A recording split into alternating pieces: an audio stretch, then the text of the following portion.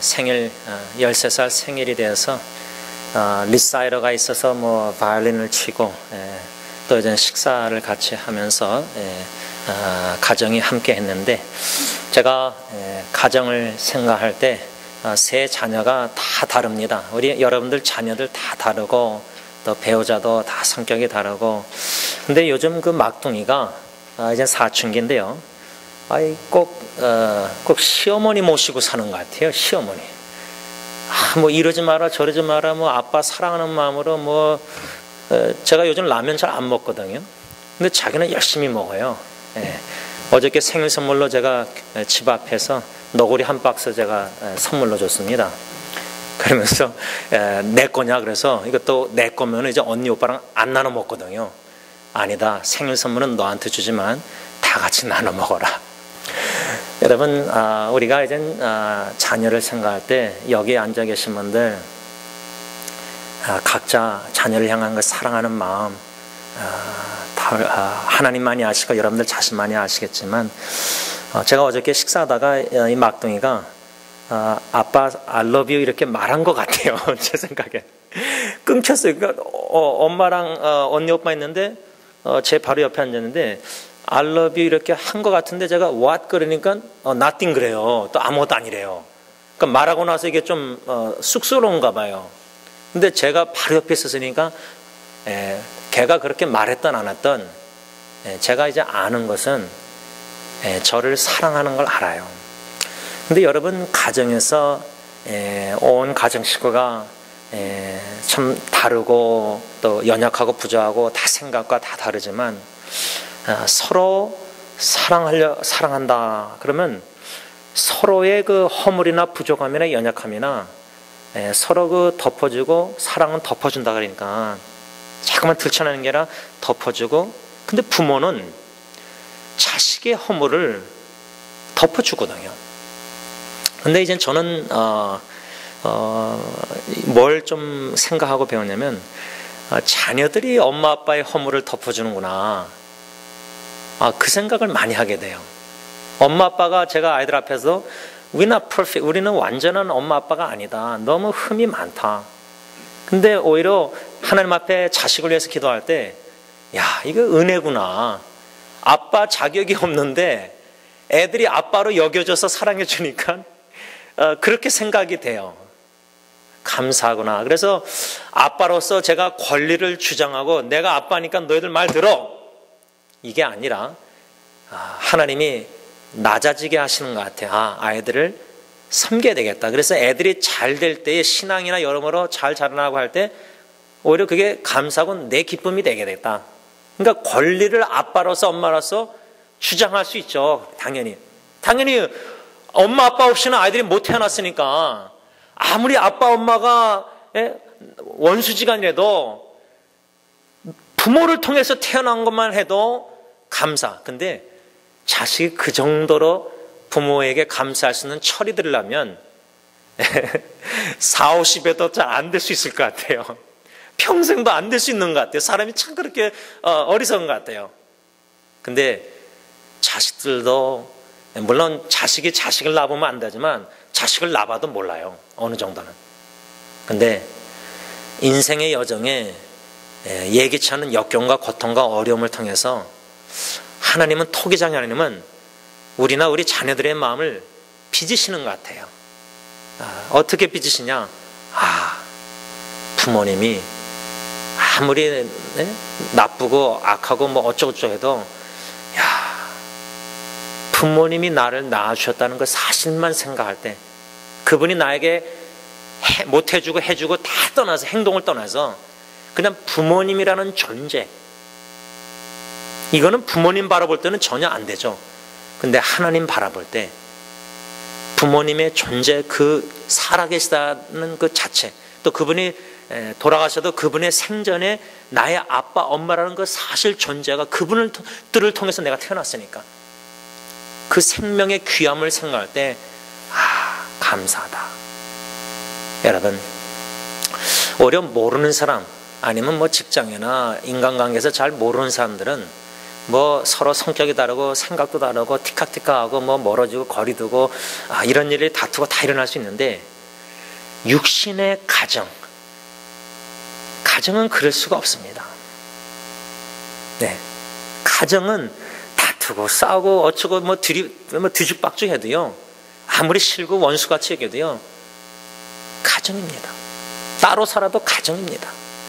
근데 가정에서 이젠 전에는 부모가 자녀를 어릴 때부터 양육하면서 자녀를 사랑하고 용납하고 용서하고 품어주고, 근데 이젠 점점 거꾸로 돼가는 것 같아요. 이젠 자식이 엄마 아빠를 용납해주고 받아주고 용서해주고 품어주고 그렇게 돼가는 게 아닌가, 인생이. 제가 죄송합니다, 연로하신 분들 앞에서. 그래서 저는 저희 집 새 아이가 그저 아빠 엄마 또 아빠로 이렇게 어저께도 언니가 과자로 뭐 햇빛 볼 때 글자를 만들어 놓은 걸 오븐에 넣는 거예요, 서프라이즈로. 식사하고 하더니 그거 열어보라더니 그게 딱 왔는데 애가 너무 기뻐하잖아요. 동생이 언니가 해주니까 티깍티깍 하다 또 그럴 땐 또 서로 친하게 지내요. 그거 다 참 희한해요, 그렇죠? 근데 저는 그 쿠키로 햇빛 볼 때 만든 거를 눈으로 보면서도 좀 자꾸만 기억이 이상해요. 보면서도 먹고 싶어가지고 그 글자를 쪼갰어요, 제가 하나를. 그랬더니 애가 얼마나 빠른지 팍 하는데 한 대 맞았어요, 제가. 이렇게 이제 뭐 시어머니한테 구박도 받아요, 제가. 지금부터 자라나면 이제 제가 나이가 들어서 이제 곧장 양로로 갈 것 같아요. 여러분, 가정에서도 서로 용납하고 품어주고 용서하고 다투다가도, 그렇죠? 싸우다가도 가정이 견고히 쓰기 위해서는요, 서로 용납하고 용서하는 성경적인 원리가 실천이 돼야 됩니다. 근데 아는데 잘 안 됩니다. 여러분들 용납이 잘 됩니까? 너무나 다른데, 여러분 참 웃깁니다. 부부도요, 오래 생활하다 보면 우리 장로님 그때 얘기하셨는데, 그냥 윤전 쌤이 눈만 봐도 장로님 생각을 다 읽는데요. 다 아신대요. 뭐 하여튼 예를 들자면 얼마나 그렇게 쪽집게처럼 잘 알아내는지, 그렇죠?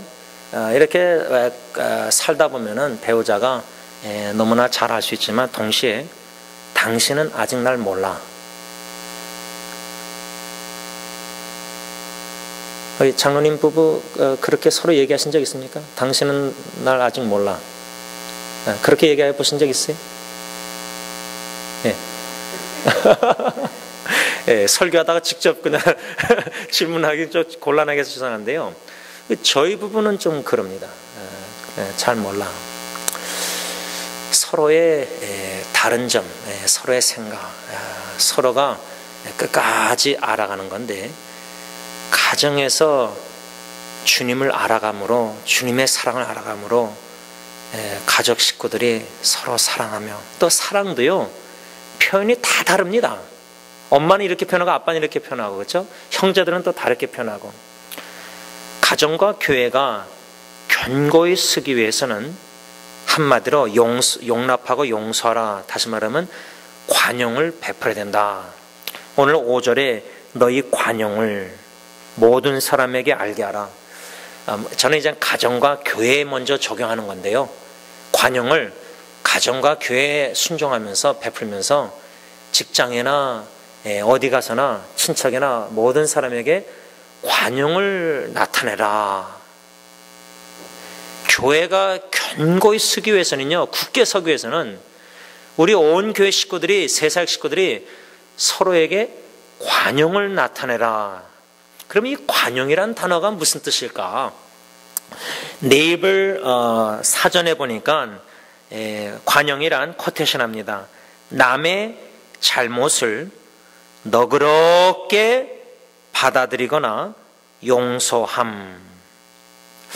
너그럽게 받아들인다. 저는 산타모니카 바닷가 생각하면, 전에 이제 종종 바닷가를 좋아해서 이제 혼자 대학교 때도 힘들고 어려울 때 그냥 공부 다 간두고 바닷가 운전하고 가서 그냥 모래사장에서 울면서 기도하고, 그냥 바다 공기, 바람 바다를 생각할 때 여러분 만일에 바다 해변에서 거기다가 뭐 소변을 본다, 오물을 뭐 더러운 물을 던진다 하면은 그래도 바다가 넓잖아요. 다 수용합니다. 소변이든 오물이든 뭐 다 받아들입니다. 저는 왜 그 바다를 그렇게 좋아하냐면 그런 바다와 같은 넓은 마음, 이건 뭐 내 힘으로 안 되니까 하나님이 변화시켜 주셔서 그런 바다와 같이 점점 내 마음이 주님의 마음 닮아가는 넓은 마음. 그래서 가정에서나 교회에서나 또 인간관계에서 나랑 다르게 생각하고 다른 관점으로 또 이렇게 말하고 저렇게 주장하고 또 이렇게 하고 저렇게 하고 그런 요소에서 공동체에서는 이제 갈등이 충분히 있을 수 있지만 너그러운 마음, 넓은 마음, 바다와 같은 마음으로 점점 추구하면서 용납하고 서로 용서해주고 그런 사랑의 공동체, 그런 사랑의 가정. 여러분, 우리가 가정에서 사랑을 못 받는다, 가정에서 서로를 용납하지 않는 부분들, 용서가 안 되는 분들, 나는 당신을, 또 자녀가 부모가 서로 절대 나는 아빠 엄마를 용서 못합니다. 그 얼마나 외롭고 얼마나 괴롭습니까? 참 힘듭니다. 힘들고 괴롭고, 또 자녀가 그렇게 말한다 해서 뿐만 아니라 부모 스스로가 죄책감을 가지고 있을 때, 자녀를 생각할 때, 그거는 자기가 자기 자신을 용납하지 못하고 용서하지 못할 때 그 마음의 괴로움과 무거움은 상상할 수가 없습니다. 하나님만이 아시고 당사자만 아는 건데 그런 무거운 마음, 참 괴로운 마음, 자괴감. 그런데 십자가에 못 박혀 죽으신 벌리신 팔로 우리 주님은 다 나에게로 오라. 그 무거운 짐을 진 여러분들, 오늘 이 아침에 주님만 바라보시고 십자가에 벌리신 팔을 믿음으로 바라보시면서 예수 앞에 나오면은 다 용서해 주십니다. 다 용납해 주십니다. 이게 너무나 우리에게 너무나 절실히 필요합니다. 이 자리에 앉아 계신 분들 중에 주님의 그 사랑의 은혜의 용서와 용납함이 절실히 필요한, 어느 누구도 내 스스로가 나에게 부여하는 그 자괴감, 죄책감은 그 누구가 용서, 용납, 그건 주님만이 아닙니까? 주님만이 나를 용서해 주시고 십자가에 흘리신 피로 용납해 주시고, 여러분 주님의 품 안에 참 안긴다. 뭐 보이지 않는 주님이 영이신데 저는 가끔 그래서 십자가에 벌리신 팔 예수님을 말씀 중심으로 묵상하고 생각할 때 그 못자국 창자국 그 품 안에 수고하고 무거운 짐진 자들아 다 내게로 오라. 내가 너를 쉬게 하리라. 진정한 마음의 안식을 원하십니까? 여러 가지 근심, 걱정, 아픈 상처 속에서 주님의 전에 올라오셨습니까? 십자가에 벌리신 팔 주님 여러분들을 초청하십니다. 그럴 때 아직 내가 힘이 있고 내가 뭔가 이러면은 그렇게 달려 안 가는데요. 마치 갓난아기가, 어린아이가, 뛰는 아이가, 한두 살짜리 아이가 막 울고 힘들고 넘어지고 다치고 막 이러다가 아빠 엄마가 벌리고 이리 와 이름 불러주고 올 때, 볼 때에 달려가서 자기 몸을 던져서 품 안에 안기잖아요.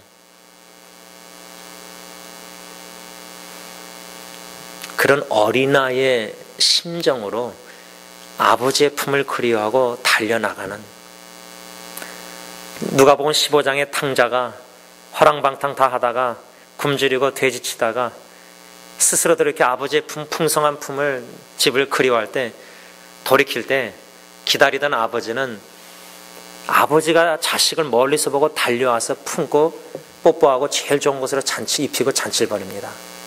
그 아버지 하나님의 마음을 그냥 머리로 아는 성경 지식이 아니라 실제로 나의 신앙의 여정에 아버지의 품에 안긴 그 순간들, 제일 힘들고 위기 때 그 주님이 나를 품어주시고 나를 안아주셔서 그 역경 고통의 터널을 걸어가 주셨기에 내가 견디고 이겨나가고 극복하고 여기까지 온 건데, 그 과거의 구원의 은총을 생각할 때 주님의 품, 지금 현재에 너무나 힘들고 어려울 때 그 품이 너무 그리우면요, 달려갑니다.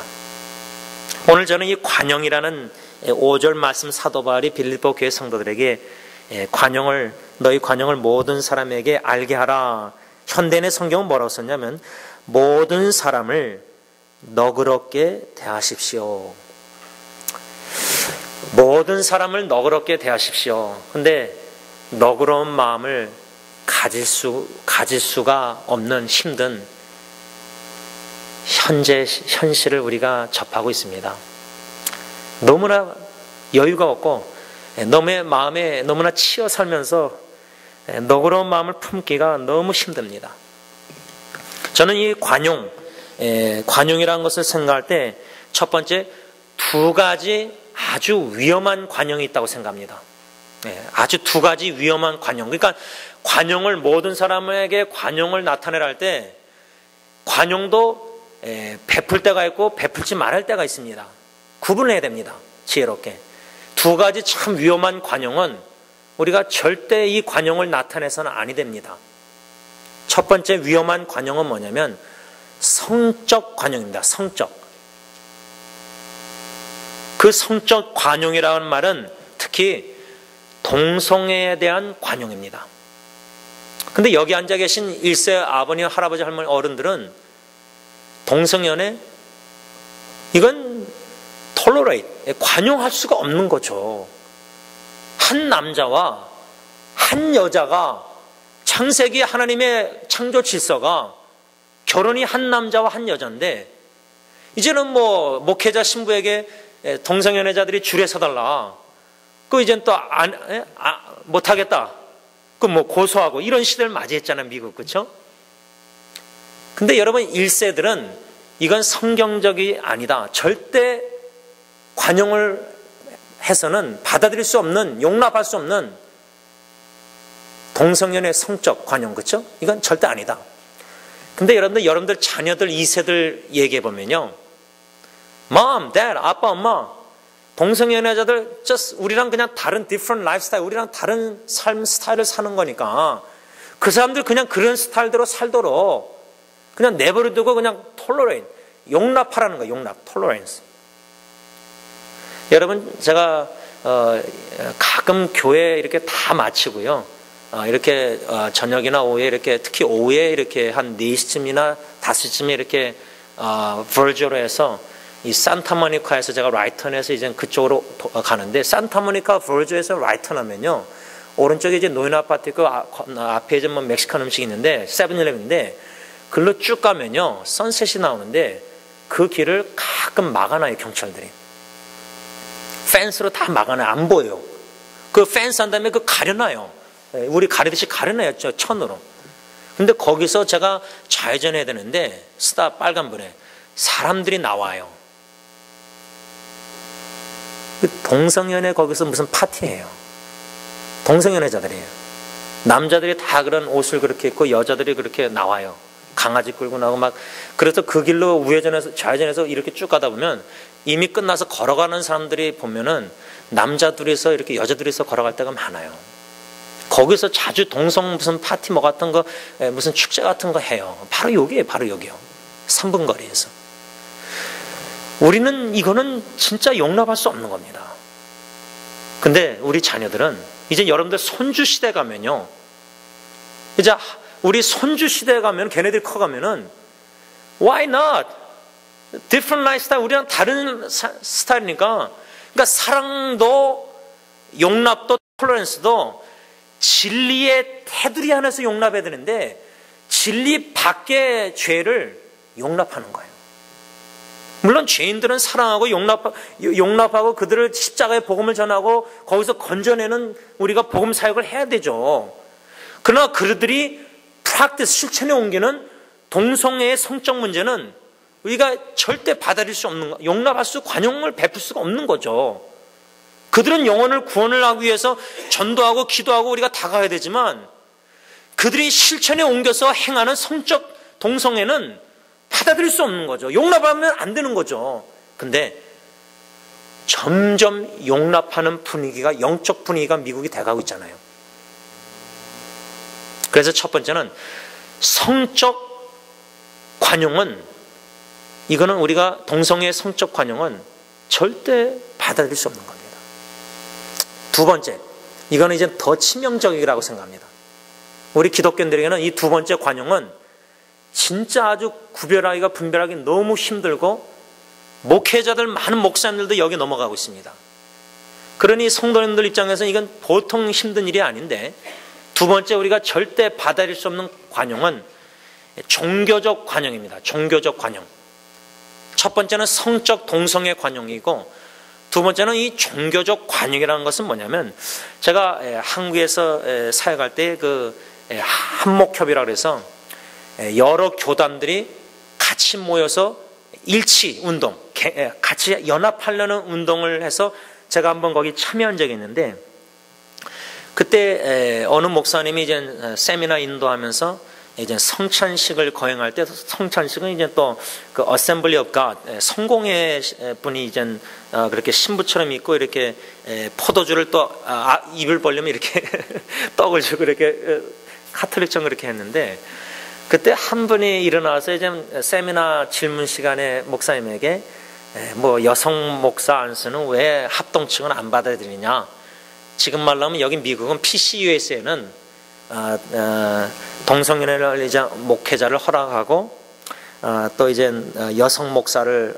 인정하고 안수를 주는데, 우리 승리장로교회가 소속해 있는 PCA 이 교단은, 장로교는 동성연애 목사를 절대 세우지 않고 여성 안수를 주지 않습니다. 그래서 신학 대학원에 Master of Divinity라는 목회와 후보생 공부도 여자들은 공부할 수가 없습니다. MA 2년제는 할 수 있지만.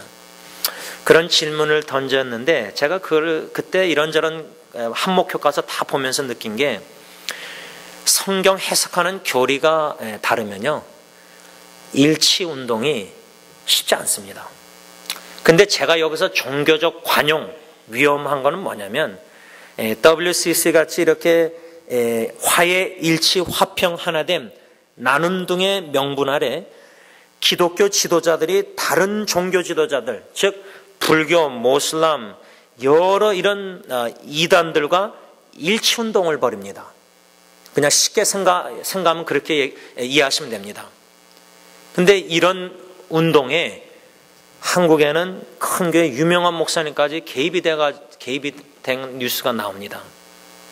그것도 합동 측에, 예를 들자면 지금 물론 한국에서는 이북에 쌀 보내고 막 이렇게 좋은 일 하기 위해서 이제 뭐 불교나 기독교가 뭐 합쳐서 이렇게 막 좋은 일 하고 하는 거는 제가 들었는데, 이 종교적 관용이라는 게 아주 뒤에는 제 생각에는 이 사탄의 계략이 있다고 봅니다. 여러분, 기독교가 이슬람이나 불교나 뭐 힌두교나 여러 뉴에이지 띵킹이나 일치가 화해, 화목이 가능합니까? 오직 예수를 믿음으로 구원받는다는 우리 개신교하고, 인간의 노력으로 막 알라를 믿든지, 뭐 예를 들자면 뭐 코란경을 믿든지, 예를 들면 불교 석가모니 예를 들자면 이 가르친 불경을 통해서 뭐 이렇게 선행 여러 가지 해서 우리가 천국 간다, 뭐 그 패러다이스 간다. 이 다른 이 진리를 이 진리와 거짓이 합칠 수 있습니까? 그래서 저는 이 종교적 관용도 우리가 모든 사람에게 관용을 나타내려 할 때 이 말씀을 좀 적용함에 있어서 두 가지, 여러 가지가 있지만 특별히 성적 동성애 관용과 종교적 일치의 관용, 종교적 관용, 이것은 우리가 아주 조심하고 경계해야 된다, 그 말입니다. 오늘 본문에서 사도 바울이 관용을 모든 사람에게 알게 하라 할 때, 여기서 이 관용이라는 헬라어 의미, 아까는 이제 네이버 사전으로 제가 정의를 여러분들에게 알려드렸는데, 성경에서 관용이라는 헬라어 단어의 의미가 뭐냐, 우리가 생각하는 그냥 의미 정의가 아니라 성경에서 바울이 관용이라는 단어를 썼을 때에 그 헬라어 단어의 그 당시에 그 의미가 뭐냐, 이게 중요한 거거든요. 우리 21세기의 의미가 중요한 게 아니라 사전에 이 관용이란 단어의 의미는 코테이션합니다. 제가 한국말로 번역을 했는데 법이나 관습의 모든 권리를 주장하지 않는 것. 요거를 저는 어떻게 적용했냐면 가정에서 아버지가 관용을 우리 배우자나 자녀들에게 나타낸다 그럴 때는 아버지의 권리를 자식들 앞에서 주장하는 거 아닙니다. 주장을 포기하는 겁니다. 내가 아빠니까 네가 내 말 들어야 돼. 내가 엄마니까 너는 내 말 듣고 무조건 해야 돼. 사도 바울이요, 관용을 어떻게 베풀었죠? 고린도서의 이 편지 내용들 보면요, 사도로서 목사로서 권리를 포기합니다. 자기 권리를 포기합니다. 여러분, 우리가 권리를 주장하고 싶은 유혹이 참 많습니다. 그러다 보니까 또 하나님이 우리에게 권위를 줬죠. 가정의 아버지의 권위를 줬고요, 조직에도 권위를 주셨습니다. 그런데 주장하는 자세로 사역을 봉사하고 집에서 그러면 안 됩니다. 그를 자꾸만 내려놓고 포기하면서 겸손히 예수님처럼 대접을, 섬김을 받으려고 온 게 아니라 내가 너희를 섬기려 왔다. 야, 근데 여러분, 정치인들도 그러고 지도자들이, 또 직장에서 사장님들이 다 우리가 권리가 있어요. 있는데 그거를 교만하게 주장하는 식으로 그 그룹을 이끌다 보면은 권위주의 남편이 되고 권위주의적이 되는 겁니다. 그 권위를 어비스, 남용하게 되는 겁니다. 그러면 무서워서 두려워서 쫓아가지만 마음으로는 존경을 안 합니다. 그래서 저는 이 관용이라는 헬라어 단어, 법이나 관습의 모든 권리를 주장하지 않는 것, 권리를 생각할 때는 권리를 포기하는 쪽으로 생각한 거고, 법이나 관습, 노예 가면은 법이요, 어느 조직에 가면 법이요, 아주 객관적으로 법 주장하는 분들이 많아요. 똑똑한 분들. 근데 가정에서, 교회에서 이게 법입니다, 이게 법대로 막 법 따지다 보면은 사랑을 못 느낍니다.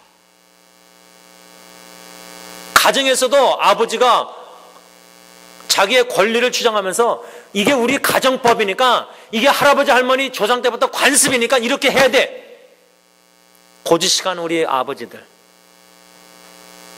이런 것을 포기하는, 그것이 바로 관용을 가정에서, 교회에서 나타내는 것이다, 그 말입니다. 그리고 또 이 관용이라는 단어의 헬라어 의미가 뭐냐면 양도하다, 배려하다, consideration, 양도하고 배려하다는 의미가 있습니다. 가정에서 아버지가 권리를 포기하고 예수님처럼 섬김의 자세로 가정 식구들을 섬긴다 할 때는 내 권리나 관습, 가정의 법을 주장하고 막 그렇게 하게 만들려는 그게 아니라 자식들, 다른 가족 식구를 사랑하는 마음을 어떡하죠? 배려합니다. 이게 맞는데, 이렇게 해야지 맞는데, 성경적으로도 아는데 자식들이 거기 수준까지 못 올라옵니다. 교회도 마찬가지입니다. 진리가 있는데 진리와 사랑이 같이 가야 되는데 진리만 주장하면은 사랑을 못 느끼는 겁니다. 그러면 단계적으로 성육신 사역, 즉 예수님이 내려오셔서 밑에서 겸손히 우리를 섬긴 겁니다. 가정에서 아버지가 섬김의 자세로 자식을 섬기는 겁니다. 어떻게? 자식을 배려해서. 아버지는 이 정도 수준의 모든 게 돼 있는데 자식은 인생 경험도 부족하고 이거 잘 모르고 그러니까 이 정도밖에 안 돼요, 수준이. 그럼 내가 진정한 겸손한 지도력이라면 내려와서 자식의 입장에서 이해하고 치열하고 공감하고 동정하고 위로하고 격려하면서 점진적으로 세우는 겁니다. 그 수준까지, 아버지의 수준까지 올라도록 내려가서 올리는 겁니다. 겸손히 이끌어주고 세워주고 뒤에서 밀어주고, 그런 자식을 배려해서. 근데 여러분, 우리 한국 아버지들, 전통적인 아버지들은, 2세들은 우리 전통적인 아버지들 이해 못합니다. 숨막힙니다. 너무나 아버지는, 특히 아버지는 너무 고지식하고, 2세 미국에서 자란 아이들은 우리 한국 전통적인 아버지 보수적인 이게 감당 못합니다. 막 다 이렇게 맞는 말씀 하시는데 자식 입장에서는 우리 아버지는 위선자라 그럽니다. 말은 그렇게 했는데 행동을 안 보여줍니다. 집에서. 여러분, 말씀을 좀 여기까지만 맺고 정리하고자 합니다. 여러분, 가정이 견고히 쓴다, 교회가 견고히 쓴다, 굳게 쓴다, 또 개인적으로 내 신앙의 믿음이 굳게 쓴다. 여러분, 이거 우리 견고히 안 쓰면요, 지금 삶 속에 가정, 친척, 이민생활, 인간관계에서 우리를 쓰러뜨리는 일들이 너무 많습니다. 근데 참 제 담임 목회자 입장에서 성도들 바라볼 때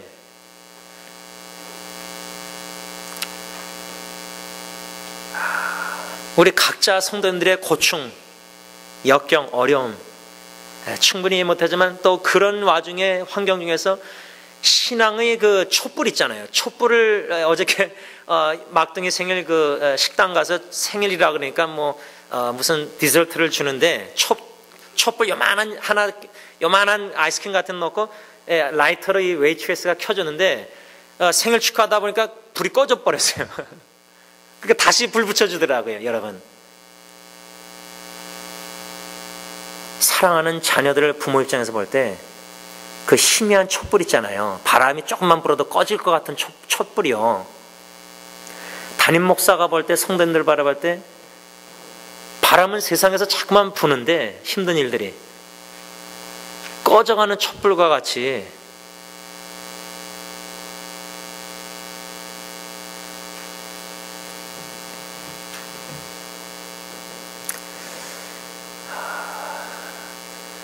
주님께서 그 웨이트레스가 라이터로 이렇게 불을 켜줬는데 주님께서 여러분들의 마음의 그 촛불을, 빛을 light the fire again, 다시 그 작은 불꽃을, 희미한 꺼져가는 불꽃을 다시 불 붙여주시기를 간절히 원합니다.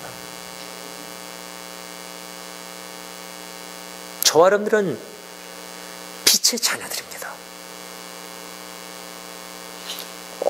어두움에, 마음의 어둠에 거해서 자괴감과 죄책감에 자기 자신을 용서하지 못하고 외로움과 고독 속에 있는 분들, 지금 우리 주위에는 어두움에 처해 있는 분들이 너무 많습니다. 여러 종류의 어둠에 처해 있는 분들이 많습니다.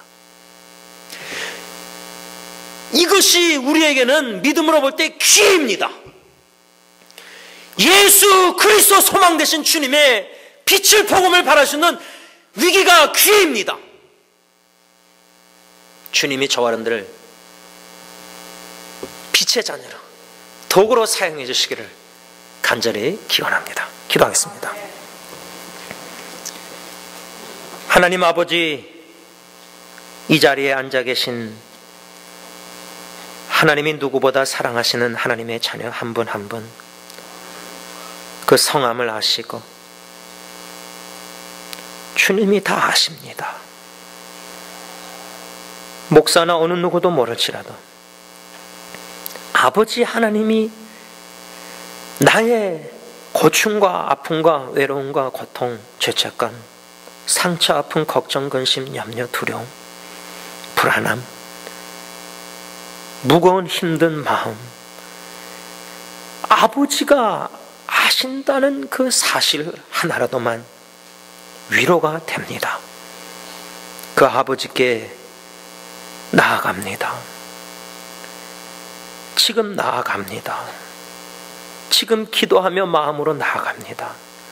수고하고 무거운 짐진 자들아, 다 내게로 오라고 관용을 우리에게 나타내시고 베풀어 주시기를 간절히 원하시는 아버지께 천부여 의지 없어서 손들고 아버지께 나아갑니다.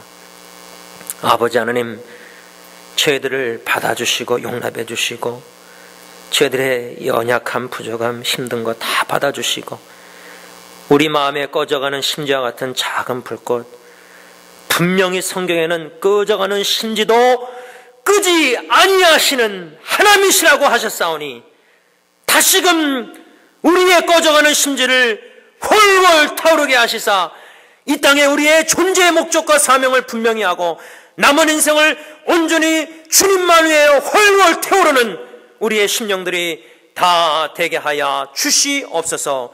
예수님의 이름으로 간절히 기도를 올리옵나이다. 아멘.